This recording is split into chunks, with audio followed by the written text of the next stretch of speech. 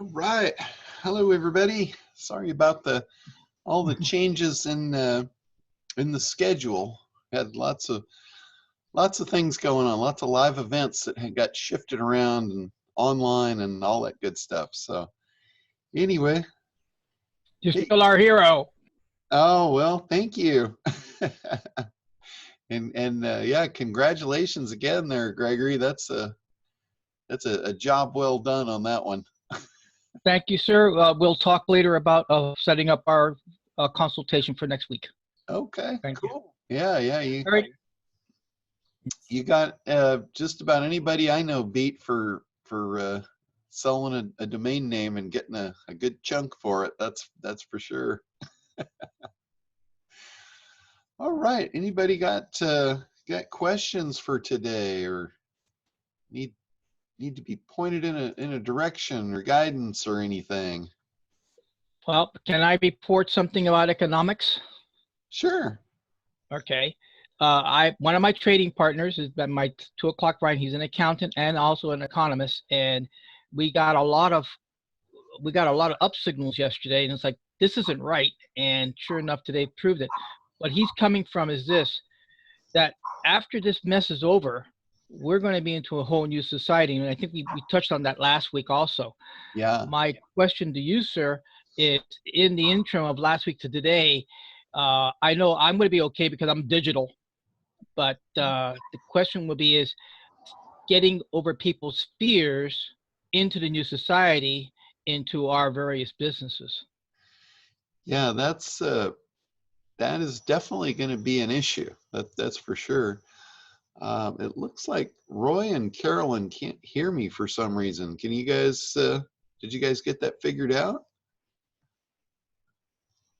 Let me hang on there just a sec, Gregory.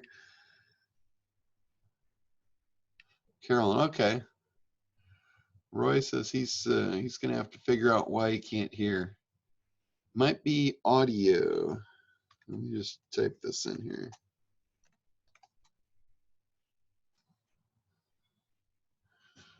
Okay, so yeah. So back to your question, Gregory.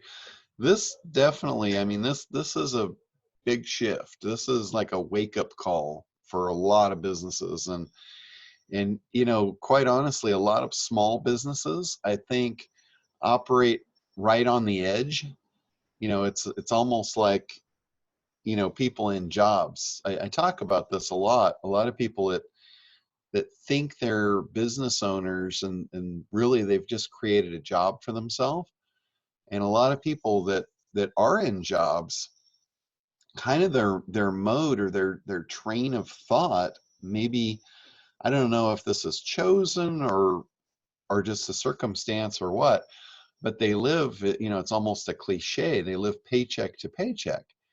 So they're not prepared for a calamity. They don't have savings set aside. They don't have an emergency fund.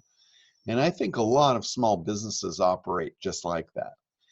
And I think it's because, you know, just like what I've said, I've speculated this for a long time, is, you know, they might have lost a job, or they might have just been somebody with a personality that just doesn't get along with a boss. And that's totally fine. I mean, that's totally me. there's no way that, you know, that I could work for somebody. It just wouldn't work. It's not my personality. But I think there's a lot of people that, because of that, they made that shift over and they are their own boss, but really they just have created a job for themselves. And when something like this comes along, this is a tragedy, and this requires a padding to get through. You know, some people have credit. Some people will go onto their credit to survive this, and then they'll have to dig that hole out when they get out of it. But the problem is, if they were living paycheck to paycheck before this, and now they've got a big credit debt that they've got to dig themselves out of, that's a whole nother problem. You know, that's just kind of like a downward spiral. That's not going to be good for, you know, big chunk of this country is going to be suffering from that stuff. And, you know, a lot of them are in a box, so to speak. You know, they've grown up and society has put them in a box and kept them in there. You know, I think a lot of times we're, well, not a lot of times, I think most of the time, when we go through our standard society, what happens? You know, we're taught that we get up at a certain time and we go to this place called school, and we do that for a certain amount of time, and then we come home and then we do projects that were assigned by the school, and it creates a very structured society. It creates a very structured lifestyle, and a lot of kids are comfortable with that. And what happens is they curl up in that nice comfortable box and they don't want to leave. And you know, they get out of high school and then they go into college, and you know, that's just a nice comfortable party again, and they remain in that box. And basically they never really learn to fend for themselves. You know, they'll go into a job and somebody's taking care of them, somebody's telling them what to do and giving them a paycheck. And I just, you know, I don't know that it's right or wrong. I don't think there's anything wrong with it, but it's certainly true. You know, no matter how you slice it, it's certainly true. And now, you know, when the big ones are shaken up, the little ones don't have a chance. And I think that's going to cause a definite shift in, you know, we had low and middle and upper class, and or not class, but income level. And I hate to say that whole class word because I don't like that. But you know, that whole middle realm is going to drop down, and I think we're going to have a big and a small. I think the middle might die with this. I don't know what's going to happen. I think there's going to be the ones that are smart and crafty and willing to jump outside the box. I think are the ones that are going to come back and possibly rebuild that middle. You know, I think I've always been in the middle. You know, I've never shot for the stars, and you know, I've never needed to make, like, you know, millions of dollars for myself. Also, I've helped a lot of companies do it. I've never needed it for me. Uh, but I've never been in the lower range. Certainly, I've always, you know, kept myself comfortable throughout my whole life. And you know, I'm getting hit, you know, right now, but nothing like some. You know, I've had some of my customers that they're in fear. They're putting the brakes on right now, and they're holding accounts, you know, saying, hey, you know, can you put my account on hold for a while? I'm like, sure, you know, that's no problem. But a lot of them are reaching out to me. You know, the ones that I'm talking about that aren't in the box, the ones that they're forward thinkers, they're proactive, they're a little higher up on the rung there of how they operate. They've got money, they've got credit, they know how to use it. They're smart, aggressive. They're getting to me saying, what can we do? You know, where can, you know, who can we serve? And you know, like, there's everything that you did, like all the businesses, like think about the gym memberships, think about all the karate studios, all of that, where their whole business is face to face. I mean, it's 100% face to face. Watch what they're doing. The smart ones are shifting. The smart ones are doing online courses right now. They're doing their Zumba over Zoom. You know, how appropriate is that? Zumba on Zoom. Uh, but they're learning how to survive. They're learning how to shift. And to me, it's just natural. You know, like every business I've been in, there's always a cycle. I never get comfortable with anything. I always have my eyes on the road ahead. Like, what's going to happen, you know, next week, next month, next year. And I think the more we learn to look at those type of opportunities, I think the safer that we'll be for ourselves as far as, you know, for future. And you know, I talk a lot about that. an act in the very first part of analysis is learning how to identify opportunities. And the biggest opportunities that you'll find is when you find a situation where there's a gap that you can fill, where there's a need in the market that's not being attended to, and you can fill that gap.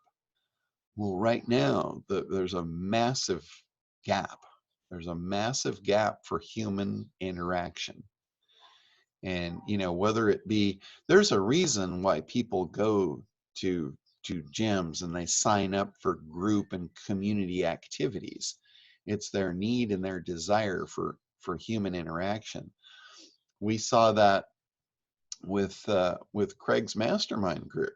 Craig's mastermind group ran this week, Monday and Tuesday, had an epic turnout on Zoom. It was like there was a lot of people. It was their first time on Zoom, but the feel in the room and the reaction was absolutely phenomenal. It was like the feedback they were saying was they felt connected again. They felt like they were just cut away and lost. And then just that coming together and everybody face to face again, it gave them hope.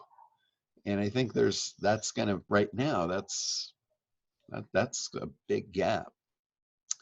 I've seen, you know, stuff that 2 or 3 months ago I would have thought was ridiculous ideas are now highly viable. Like, for instance, I was on just last week, in fact, I was on Facebook. I was looking some stuff up on Facebook, and here I see Perry Belcher, who's a big time marketer. This guy is like top of the marketing world. I see that he's doing a Facebook Live, and I thought, well, let me hop on there and see what Perry's up to. So I clicked, and up comes a Zoom room, and here's about 30 of the top marketers. It's like you know, if you could take the elite of the elite, they were all in the Zoom room. And I pop in there, and it was interesting because I've got a premium Zoom account. So my icon, you know, when I pop up, my window gets prioritized somehow. And I think that might be from the ways, you know, they do Zoom. But anyway, my window pops up right next to Perry Belcher's, and he says, "Holy shit, John Limbacher!" And he says, "What are you drinking?" And I didn't know what he was talking about. What they were doing, they were doing a virtual bar, and it was like, instead of them all going out and meeting at a bar, which they usually do for wine or whatever, they were doing it on Zoom. And everybody was there, and they all had their drinks. And Perry knows that I don't drink, so he was teasing me. He said, "What are you drinking?" And I've lifted up my bottle of Robitussin, and everybody started rolling. And it was pretty funny, but it was interesting that they were doing that. You know, they usually, these guys, you know, they spend an outrageous amount of money, and they do crazy stuff. Like, they'll all decide, you know, hey, Friday night, let's all fly to Vegas and meet at a bar. You know, they'll come from all over the country just for that hour or whatever. They do that kind of stuff. Well, to see them do that on Zoom was like, wow, that's really interesting. And it wasn't just them. I've seen a lot of people doing that virtual happy hour. I mean, that's pretty cool. But, you know, a couple months ago, I would have thought, what the hell are these people doing, you know? But now it proves there's that gap for human connection. So I've got, like, my schedule right now is plugged with people wanting to do Zoom meetings with me. They want the connection. They want that human connection. It's like, you know, and there's other reasons for it. Obviously, people are looking for help more than ever right now from me, and that's fine. But you can definitely see it. I mean, I see it everywhere, is that missing piece, you know, for that human connection stuff. So that's something to think about of how you could capitalize on that. You know, if your business was online, or if your business was face to face like that, if you had you know, let's say you're a personal trainer, you could do the meetings over Zoom. You could do your personal training across Zoom. You could. It wouldn't be, you know, by no means would it be as good, but it's what we've got. So it's better than nothing. And I had another guy, one of my apprentices, he's a high-end golf trainer, and he's actually going to do his golf lessons over Zoom. He figured out he could send his customers down to the local golf shop, because I think a lot of stuff's not shipping right now, and some of those places are still open, and they'll you can call in, they'll pack your order and take it out for you if you pay online with the credit card. And again, retail stores are adapting too. They're doing that. They're doing curbside delivery. Um, it's an adaptation. People still want to buy stuff. You know, those businesses, just because there's some new parameters on them, they're not just closing up shop and giving up. They're not just putting the white flag up. They're figuring it out. You know, like the restaurants. One of my cousins, she well, actually it's my aunt and her daughter, which is my cousin. They have a wine bar in San Jose, and obviously bars are shut down right now. But you know, my aunt runs the wine bar, my cousin runs the restaurant inside the wine bar. So since the wine bar is shut down, this whole street where they are is like, it's a ghost town. Nobody's going there. So my wife Barb had this idea, because one of the things that my cousin does is she makes cookies, and everybody loves her cookies. So she was going to try and sell the cookies online, but she didn't have that big a following, and you know, it was going to be a rough go. Barb threw out the idea on Facebook. She said, you know, hey, we're in Huntington Beach, you know, we can't really like run over there and pick up your cookies, but she said, I will buy a platter of cookies, and I want you to deliver it to the local hospital near you for the workers. And that got out on Facebook and it went viral. She has a booming business right now of people basically giving her money to bake goods for the workers, for the, you know, the first responders and the hospital workers and the doctors. She is baking cookies for them and getting paid for it from people that want to give back, people that want to contribute and help those people that are in the fire to get us through. You know, that's the American spirit right there. That's, you know, that's the human spirit at work.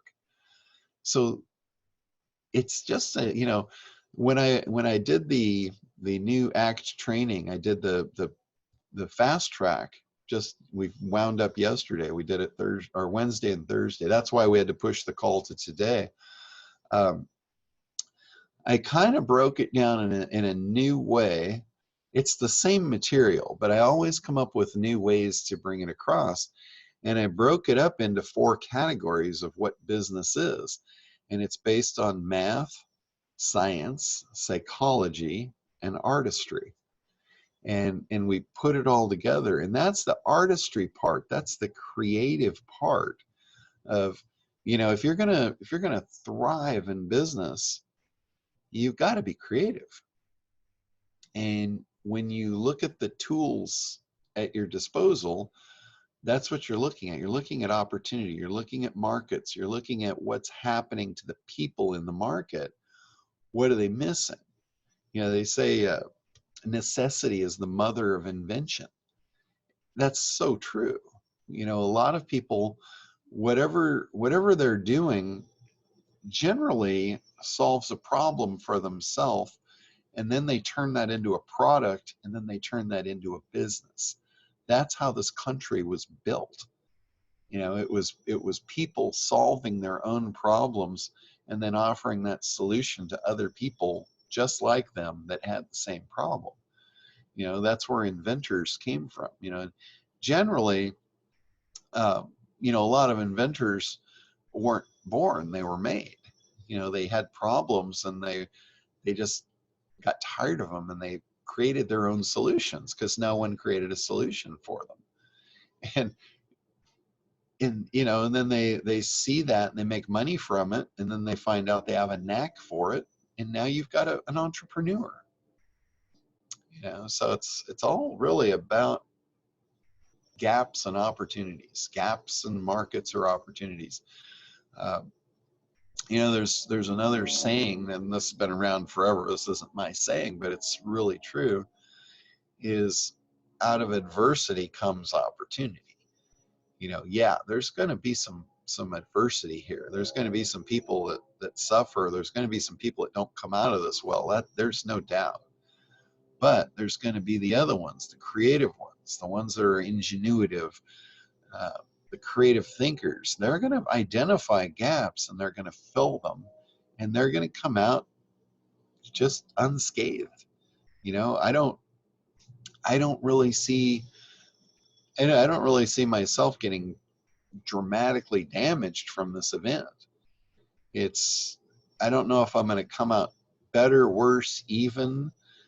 You know, right now I see it as about even. I don't see an up or a down. Yes, I do have people, you know, canceling accounts or putting them on hold. There's a few people. So I did take a dip there. But there's a lot of other people that are coming to me wanting to jump in. Like ACT is hotter than ever right now because it's the foundation for business. You know, anybody that is struggling in business, that is something that will help them. And, you know, I'm doing everything I can to get that out to whoever needs it. And, you know, by whatever means, by discounting it, giving it away, I don't really care. You know, as long as I can help people with it, that's good. That's going to bring me out the other side as a stronger entity. So anyway, yeah, that's kind of my thoughts on the thing. There's opportunity for sure. There's opportunity in a lot of different ways. You can also capitalize too on putting things together that weren't put together before. You know, like the whole thing. Hey, buy my cookies, even if you don't like cookies, buy them for someone else, you know, like my cousin's doing. That is that is definitely that's a new concept, you know. We've kind of done that in the past, you know. Every year the Girl Scouts come around, and every year I'm like, oh God, just what I need, more cookies, right? So a lot of times we'll buy the cookies and just give them to other people. You know, we'll give them to other families or whatever, or doctors. You know, if you got a doctor's appointment, a chiropractor appointment, whatever, we'll take them in and, you know, give them to the office staff or whatever. So it's the same kind of concept, but right now it's just more focused to the, you know, the people that are trying to get us through this. You know, they're working hard right now, and they're probably not getting a lot of thanks for it. So anything we can do to help that, yeah, I'm in with that. All right, anybody else? What are you guys working on? Roy, Carolyn, Cece. I'm not sure who CNC is.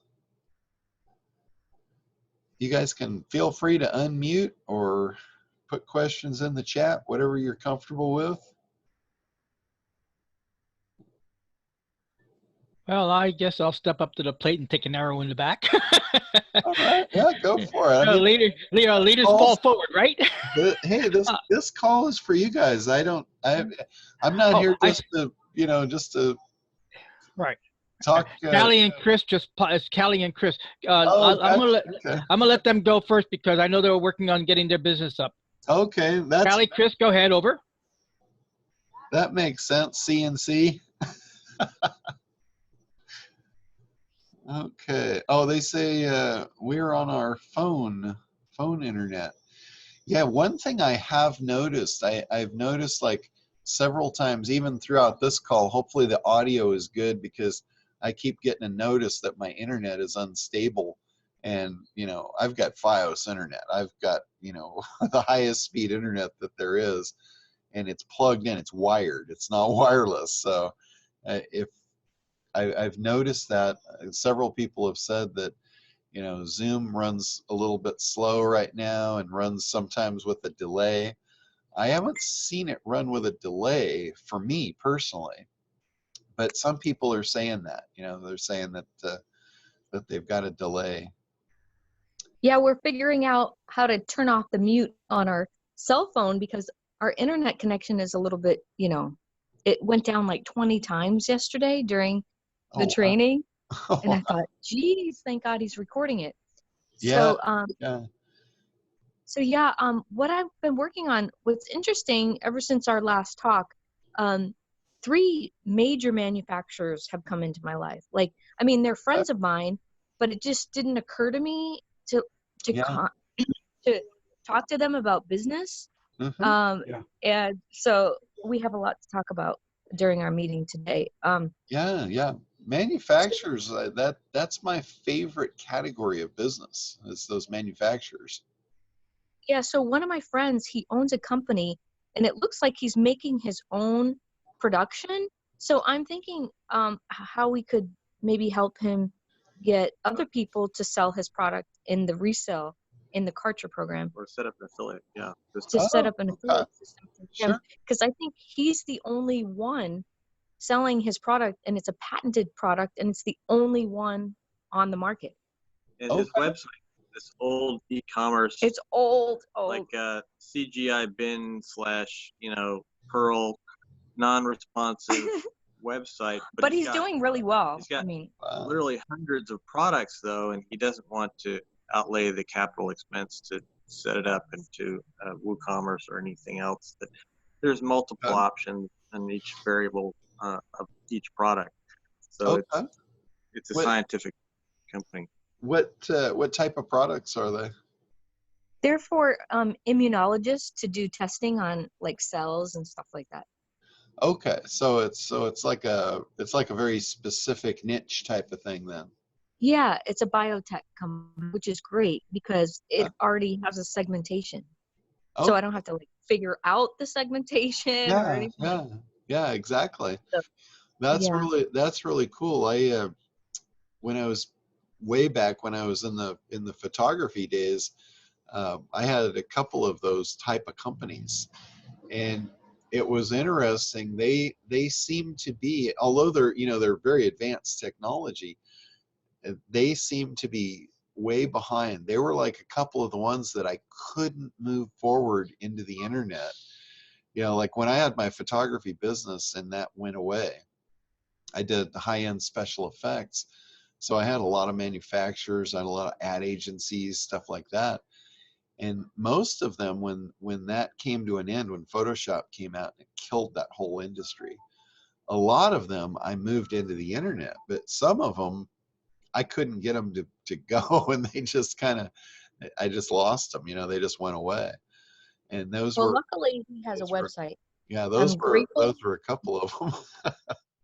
Oh, so I know He has a website, but it's very ancient, and I think you he's can an just older guy. He just doesn't want to change. and you I don't can know. just drop a Kartra link into his back end, which is great. Yeah, I like yeah, you don't have to build a whole new website for them. You No. just need to figure out a sales channel. Yeah, yeah. And for him, you know, for a manufacturer like that, they're not selling retail products. So they operate in a different way. They're not looking to make a one-time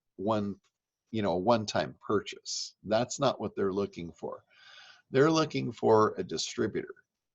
Mm-hmm. They're looking for a channel where they can move their product. They're looking to tap into a river.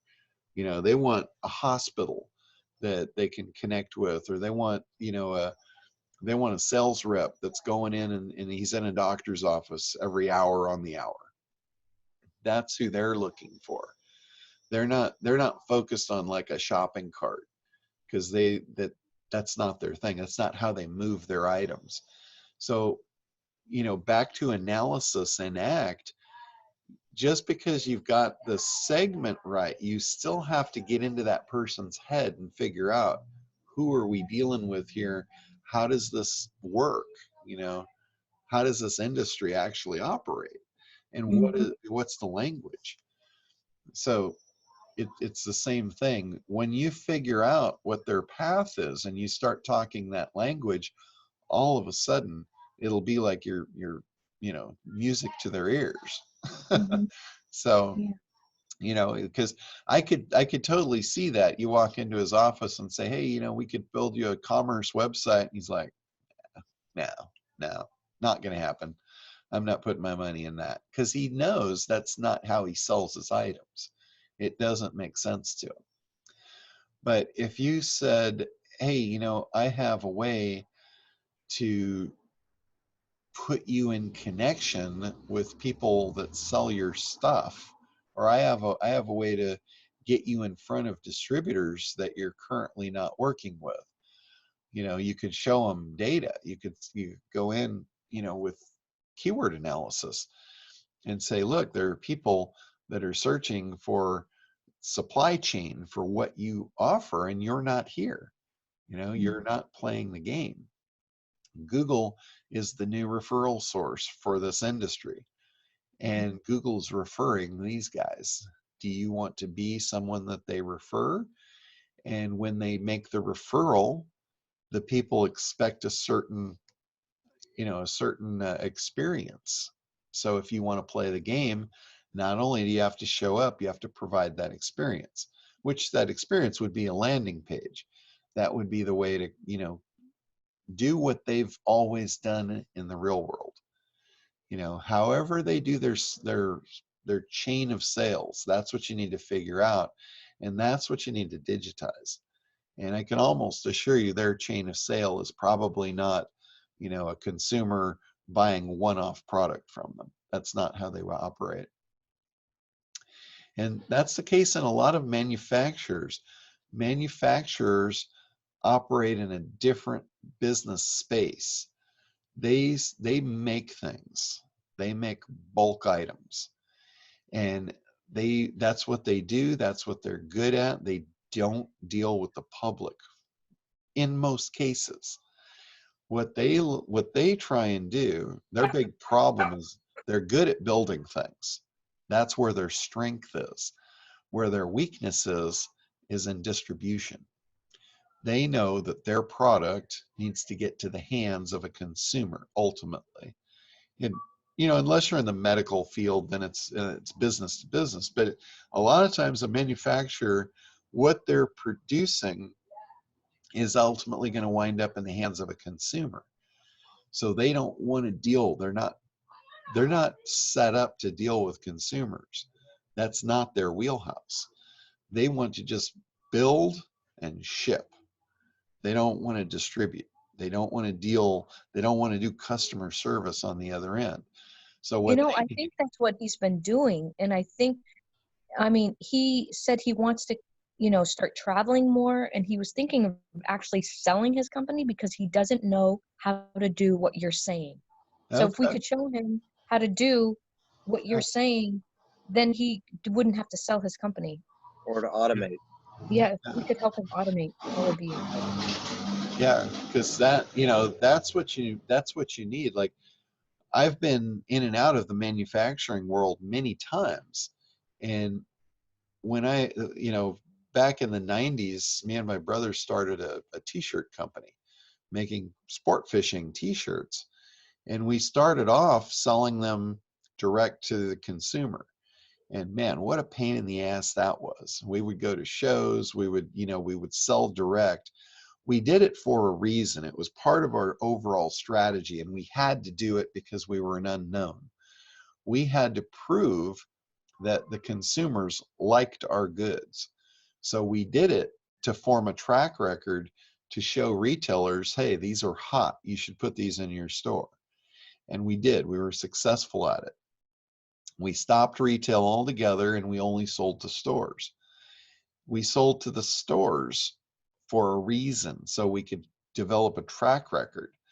And when we developed the track record, then we went up the supply chain and we went to the distributors, because we didn't really want to sell to individual stores. We wanted less customers, more volume. That was our goal. So when we started, it was kind of backwards because we had no track record. So we sold to the mass volume, which we didn't want to do, formed our social proof, took it up the chain, sold to the stores, took that social proof up the chain, took it to distributors, and ultimately we got them in Walmart. And that was massive distribution for us. We went from shipping, singles to dozens to cases to truckloads. And it took us about 3 years to do that. But it was a strategy. We knew what we were doing. We knew, we had a plan and we executed on the plan. And that's a lot of times, the manufacturers, remember I've talked earlier about necessity is the mother of invention. A lot of times when people invent stuff and they create a new product and now all of a sudden they're a business owner, they don't have business strategy. They don't know about business itself. So they're just kind of chugging along, getting by, and ultimately created a job for themselves. Which in your guy's case, that's probably where he's at. He's got a job and he wants to retire. He doesn't. Yeah. Yeah. But he has all these patented products that only he can sell for now. I'm sure Yeah. the patent ends, but yeah, if we could show him a way to automate, I think that would be great. Yeah. When you have patented, unique stuff like that, and it's in biotech and medical, it's that's what you want to do. You want to find the distributor, the supply chain, and be the source for that. But to do that, just like what we did in the t-shirt business, we had to prove concept. We had to go out. So if whoever it is that's using their product, you have to first go out to them directly, just like what we did with the consumers. We had to go directly, even though we didn't want to do it. We had to, because we had to prove the concept. And then you go to the people that supply them, like the stores. And I know in the biotech, and you have to figure out what's the supply chain there. Oh, I see. Who's Yeah, the because Their customers are professors and universities. yeah, Okay. universities Yeah. and hospitals and schools. Okay. Mainly. So those people, if he's already selling to them and he's got that track record, he just needs to take that proof of concept and take it up to the supplier of where they buy their stuff. Yeah, And and then have get that it. supplier buy. Yeah, exactly. Okay. And then you can get a more mass distribution with much less effort. Okay. And And then, that's a business strategy. so how do you, condense timelines and do this? Do you create a proof of concept, a landing page, and say this is what we can do?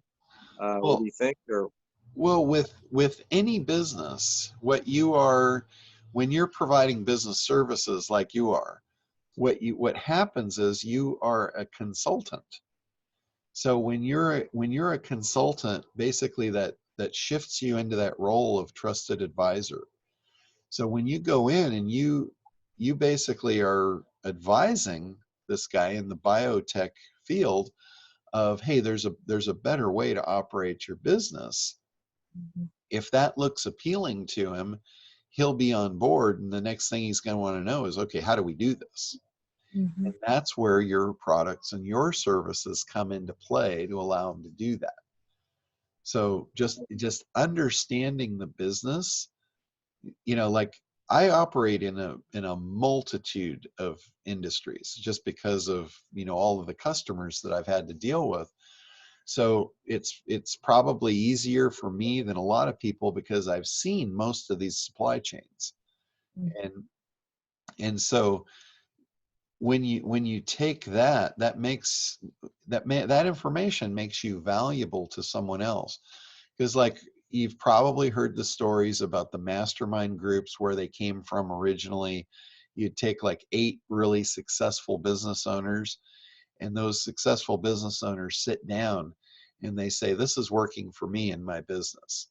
And then the other guy says, oh, well, based on that, you might want to look at what we're doing because it could enhance that for you.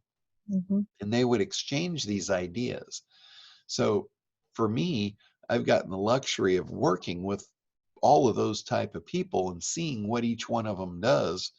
So rather than them all forming a mastermind, I can go in the middle of that circle and say, oh, you should do this because this guy's doing it and I think it would plug in here. And that's a business consultant, brings a mass knowledge together for the benefit of one. And that way that guy doesn't have to go out and collectively do that. And then he's looking for solutions. So at that point, you connect the dots. And whether you provide the solution or not, when you connect the dot, you're the middleman, you can make a cut. So you don't have to be a specialist in everything, but if you can connect the dots and make some money in the middle, that's great. Like Kartra, you don't have to be a software specialist. You don't have to develop, that software. You just have to find it, do the research, find the best stuff, connect the dots, and make a little bit of money off of everything going on. So do you recommend creating a landing page proof of concept?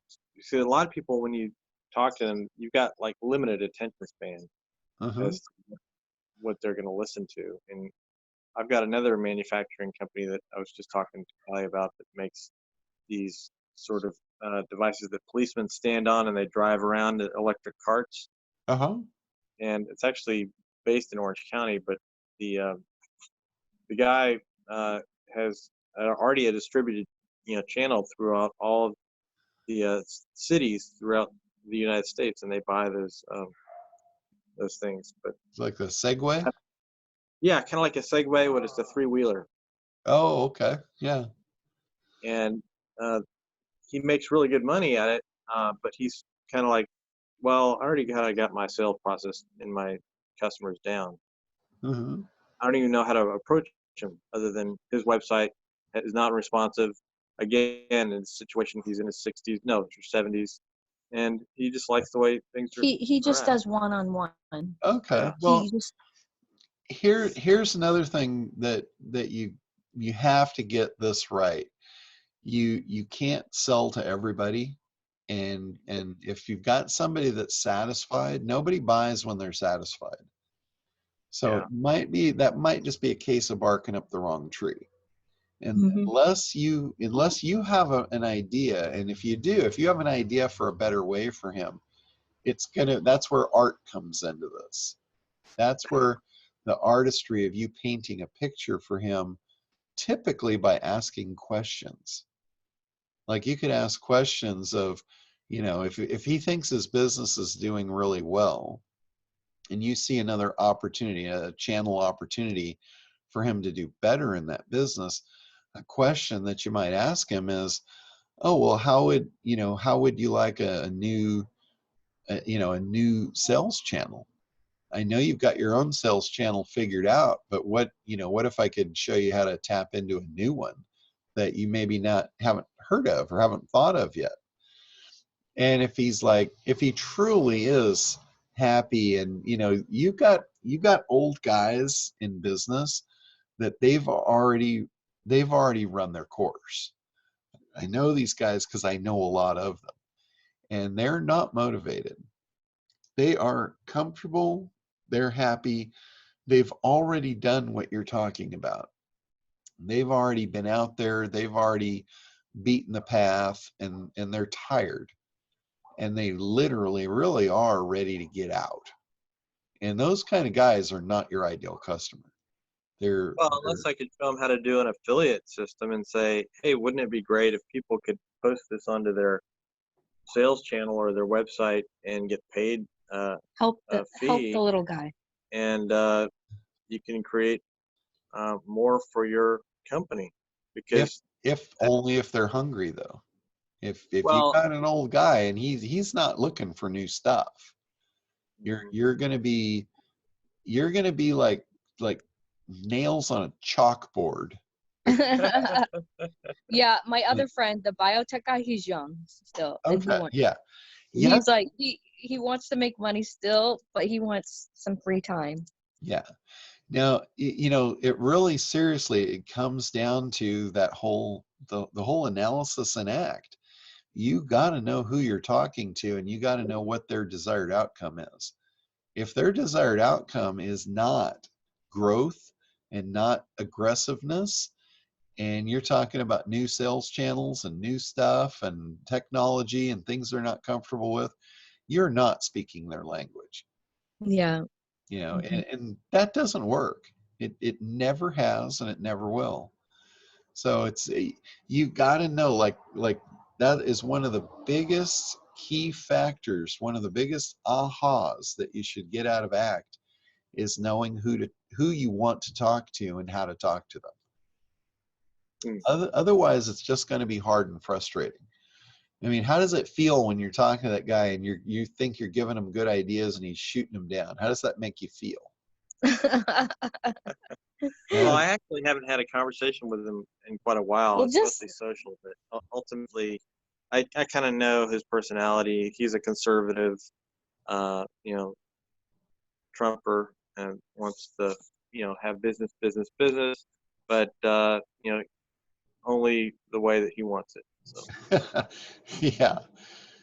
Now and not to say Gregory just put something in that's a key point, and it proves my point too. You know, he says what John Paul Jones said against a British man of war, "I have just begun to fight." He's 72. That's a different mindset. You know, Gregory's not the old tired guy that's worn out. Yeah. So understanding who you're talking to, Gregory would be a lot more open to new stuff and opportunity and aggression, and you know, he's still in the game to win. Yeah. But an old tired you know, an old tired manufacturer guy that's spent his life, he's raised kids, he's raised grandkids, he's done. You know, Yeah. he wants to go play with the grandkids. Yeah. So you coming in wanting to bring him back to days when he worked his ass off, you know, it's like it's nails on a chalkboard. He's going to be, he might even get angry. You know, I have had people literally yell at me, you know, back when I was really aggressive and you know, trying to take on new customers and give them new ideas. They didn't want to hear it. You know, you literally, like, I think it was Larry Broughton said, you've got to sell them what they want and then give them what they need. You cannot sell somebody something they don't want. You know, Yeah, these people that I'm talking about actually came to me. They actually reached out to me. Oh, okay. Yeah. So now if they're but you reaching, can talk to them. Why not? they're I mean, reaching out, if they're reaching out and asking, then that's a different story. I just want you to know what, you know, what to expect, what to look for, and who is a good prospect for you. yeah. It really comes down to understanding that timeline. You know, where are they really on their timeline? So Yeah. if they're like, let's say their business is in a slump and they're not to the point where they can retire, that's a different story. They might be a little more open to new stuff. You know, especially if you have the right conversations and you ask the right questions. You know, like the right questions would be, hey, you know, do you think your market has shifted and maybe you didn't shift with them and you're losing traction? Do you feel like you're losing your market share to other people that are doing things that you're not? You know, or even be more specific. You know, do you think the internet is chewing into your market share? Do you think that you think your competitors that are taking advantage of the internet have an advantage over you? Do you feel like you're losing ground? And what you're doing, you're guiding them on the self-discovery process to come up and form a conclusion that you want them to tell you what they want. Mm-hmm. Like when I talk to someone about SEO, I never talk about SEO. I talk about what's going on with their market. You Mm-hmm. know, are you losing market share? You know, who is your ideal customer? You know, where are they going? Let's figure it out. Let's kind of put our heads together here and figure out what's happening. And I guide them on that process. I get them to start telling me who it is, what they're looking for, how they might search if they went onto Google, and then I let them discover that they're not there. And then what they do is that process, they all of a sudden discover they've got this huge problem. Yeah. They come to that realization that, oh my God, this is how my customers are now looking for me. This is why they're Mm-hmm. going away. This is why this is why my business is failing. And they figure that. I don't tell them. I never go in and like say, hey, this is what you're doing wrong. This is why you're failing, and Mm-hmm. you should fix it.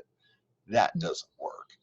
Yeah. That all that does is just creates a wall, a combative wall between the two of you. Mm. You know, if you go in, you ask the right questions, you let them figure out what's wrong, you let them figure out what they want, and then they'll ask you, how do we fix this? Mm-hmm. And then you've got things going in the right direction. Mm. I've Mm-hmm. literally, when I've done that process, when I've sat a business owner down in front of a computer and had them run a search for something that they've just told me that they do and their prospects are looking for, and they discover they're not there, and they see their customers there, their next question to me is, how fast can we fix this? Yeah. That's awesome. Now they're basically asking me, how do they buy my product? That's making things easy. Now the other way I could treat that is I could go in and tell them what they're doing wrong. I could create a combative relationship and have them just say, no, I don't want to do that. And it's weird. It does not serve them well. It doesn't serve them well if you can't communicate with them in a way that benefits them. Yeah. So that's where artistry comes in. That's where you can get creative. So you know, this is where you should really shine, Kelly, because you're an artist. You're just painting with a different palette. You know, artists go a lot of times from paint to clay to, you know, paper mache or whatever. It's because the creativity, they just want to mold something and they want to be creative. And this gives you a way to be creative with the human mind. So it's just a new palette for you. Yeah. And I like that you talk about how you watch people's behaviors, because I'm learning that when people are doing certain things, I'm starting to delve into, like, why are they doing that? Yeah, Or why are they saying that? yeah, yeah. Instead Almost, of like, oh my God, why are they saying that? I'm actually thinking, really, why are they saying yeah, that? yeah. And It's interesting. Like almost everything I know about business and marketing and sales, almost all of that is just learned by observation, of watching and, you know, talking to people and seeing what they do and figuring out, you know, why did they do that? What made them do that? yeah, and a lot of times it's people's unconscious um, situations. You Uh-huh. know, they might be used to being yelled at or something. Yeah, And so they're unconscious, they're like creating situations where they're being yelled at. yeah, yeah. But if you've ever noticed, like most of you have been in a situation where we're at a group event, like a seminar or something, and most of you have seen me in that environment, and you'll notice I generally, if I can, I will always position myself in one of the back corners of the room. That's my ideal spot to park myself. And there's a reason for that. You know, you think, oh, well, the information, the closer you are to the stage, the more you're going to take in. Well, I'm not there really to take in the information from the stage. I'm there to observe how the information's being taken in from the stage. So from the back corner, I have the view of the room, and I can see it. I'm looking over a sea of heads, and I'm seeing content being delivered to the sea of heads, and I can see the reaction even from the back of their heads. I can see when they lean forward, I can see when they lean back, I can see when they get fidgety, and I can see the reaction. And then knowing a lot of the people in the room I often know, so I have a little bit of insight to them, and I can see the difference in the ones that like a message and don't like a message. And you know, that's kind of just a game I play in my head of what was it about what was just said that resonated with that person and why. And it always comes down to their language. That's their language. That's what resonates with them, their particular timeline that hit. And every time I see that, every time I make another level of observation with that, that is another color thing on my palette to paint with. It's just I learned a new trick. Yeah, one word does not fit all. Exactly. Yeah. Mm. Yeah. And even two words together could have different meaning, Mm-hmm. you know, for different people.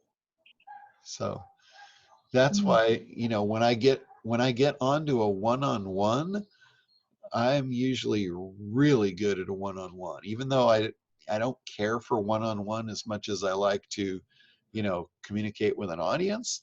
But with a one-on-one, I'm just really good at that. I'm really good at the communication, you know, especially if I'm face to face, if I can see it.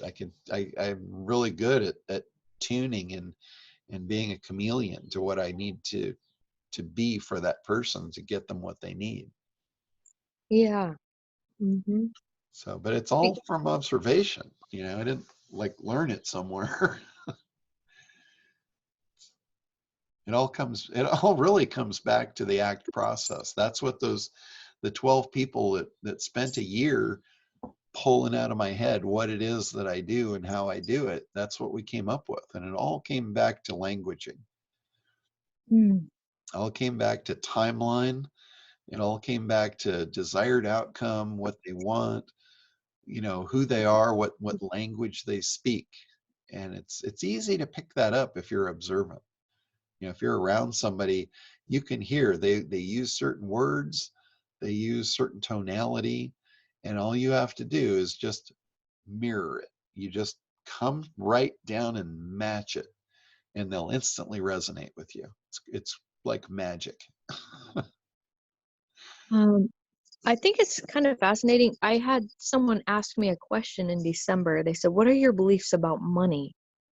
Uh-huh. And I started, the first answer was, I believe that my husband's supposed to be successful before me. That was my answer. Okay. And then I was like, wow, what the heck? Um, and the other was, I always have what I need. Like, what, you know. And then because of that question, I started like observing people and asking myself at that moment in time, like, what is their belief that has them reacting the way that they are? Uh-huh. And then I started asking myself the same thing whenever I would react a certain way. I would think, what is the belief that I have that's having me react that way? Yeah. And so what came up for me this past week was, I had an experience. I started a business with these two amazing people years ago, and I invested basically everything I had. And they, right when the money ran out, they took off. And Universal Studios contacted me because they were interested in the product that we had created. Uh-huh. But my partners had taken off, and I couldn't move forward with it because then they'd come back. But the thing is maybe I should have just gone forward. And if they came back, fine, and learned to forgive people. But I guess my unforgiveness caused me that whole thing. Anyways, wow, just Wow. saying what I just said, I got something out of it. Okay. Yeah. Anyway.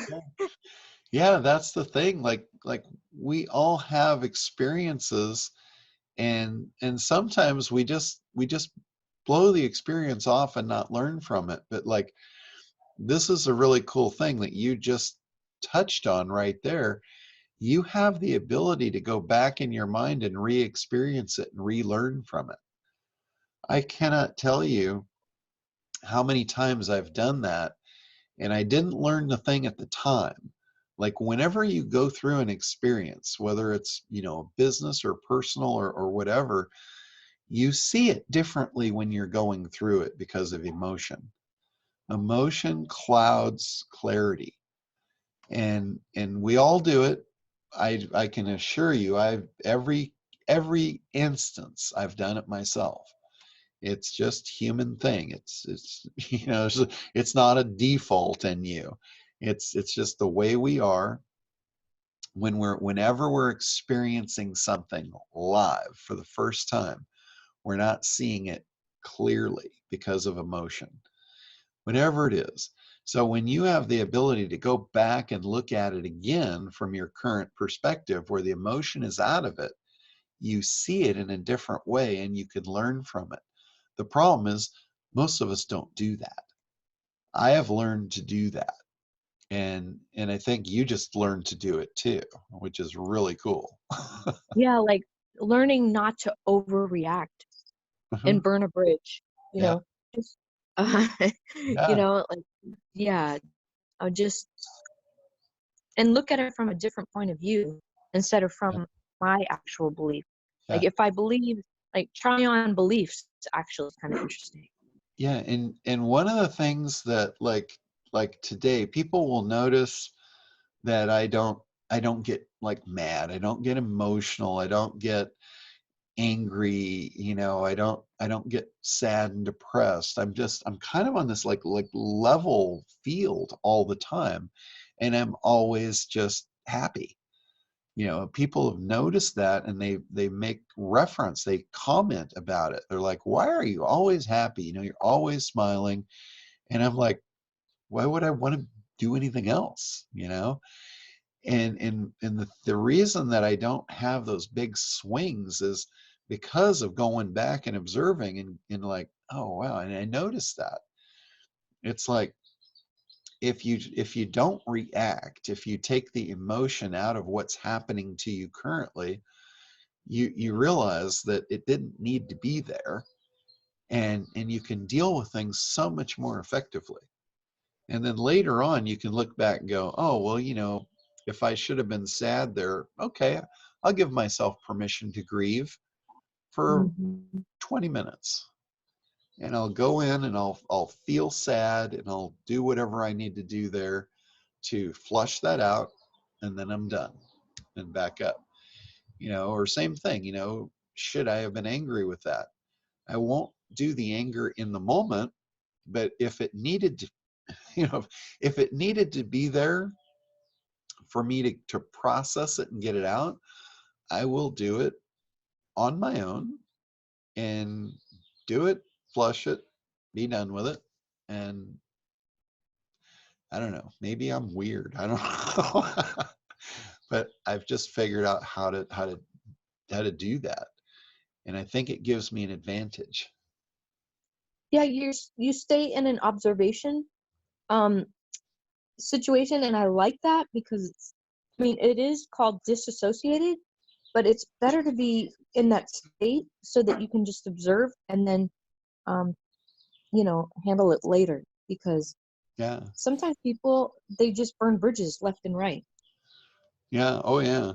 Yeah. And that's not good. I mean, you have to be careful, when you say stuff out of emotion, you can't take that back. The other person heard it, and they catalog that. That doesn't go away.